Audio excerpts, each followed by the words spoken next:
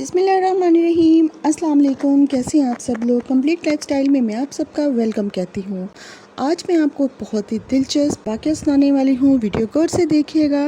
امریکہ میں پیش آنے والا ایک حیرت انگیز واقعہ، یہ قدرت کا ایک معجزہ ہے۔ کرش کوبل اور لوری امریکی شہری تھے۔ یہ دونوں میاں بیوی تھے۔ ایک مرتبہ لوری اپنے 3 بچوں کے ساتھ اپنی چھوٹی سی کار میں ہائی وے پر محو سفر تھی۔ 2 بیٹیاں کائل اور ایما اور ایک بیٹا کائتی پچھلی سیٹ پر سو رہے تھے۔ پارک میں بچوں کو گھما کر کچھ شاپنگ کر کے ایک سگنل پر آ کے اسے رکنا پڑا۔ پیچھے سے ایک کنٹینر آیا جس میں 20 ٹن کا لوہا تھا اور اس کی رفتار 90 کلومیٹر تھی۔ بریک نے کام نہیں کیا۔ اس نے لوری کی کار کا پچھلا حصہ کچل دیا۔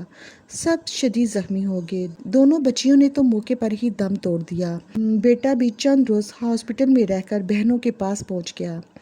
اس حادثے میں لوری کو شدید چوٹیں لگیں اور وہ کومے میں چلی گئی۔ جب لوری ہوش میں آئی تو اس نے سب سے پہلے اپنے بچوں کا پوچھا۔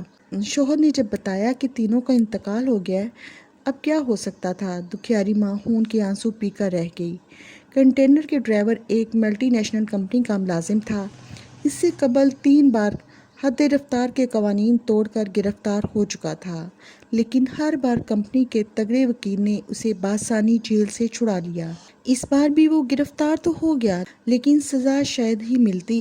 اب کریس اور لوری، جن کی دنیا پہلے سے ہی لٹ چکی تھی، وہ پارکوں میں لوگوں کو اپنے بچوں کے ساتھ کھیلتا دیکھتے تو ان پر غموں کے پہاڑ ٹوٹ پڑتے۔ لوری کی جب بھی کسی بچے پر نظر پڑتی یا پڑوس کے کسی گھر سے بچوں کے رونے کی آوازیں آتی تو وہ خود بھی بچوں کی طرح رونے لگ جاتی۔ غموں کا مارا یہ جوڑا کیا کیس لڑتا، وکیل کے اخراجات اٹھانے اور عدالتوں کی چکر لگانے کی بجائے انہوں نے معاملہ اللہ کے سپرد کرنے کا فیصلہ کر لیا کہ وہی بہترین بدلہ لینے والا ہے۔ پھر کنٹینر کا ڈرائیور بھی، جو کہ خود بھی 3 بچوں کا باپ تھا، لوری نے کرس سے کہا کہ ہمارے بچے تو ویسے بھی جنت میں پہنچ چکے ہیں، اب اگر کیس لڑیں گے تو ان کا نعم البدل دنیا میں نہیں مل سکتا۔ اگر یہ ڈرائیور بھی طویل عرصے کے لیے جیل چلا جائے تو اس کے بچوں کا کیا بنے گا؟ اس لیے اس کا جرم معاف کرتے ہیں، ہمیں اللہ پاک نعم البدل عطا فرمائے گا۔ کریش نے بیوی کی یہ بات مان لی اور معاملہ رب کے حوالے کر کے خاموشی اختیار کر لی۔ ڈرائیور سے کوئی خون بہا بھی نہیں لیا۔ وہ رہا ہو کر گھر چلا گیا۔ یہ سب کچھ دنیا کی عدالت میں ہوتا رہا تھا۔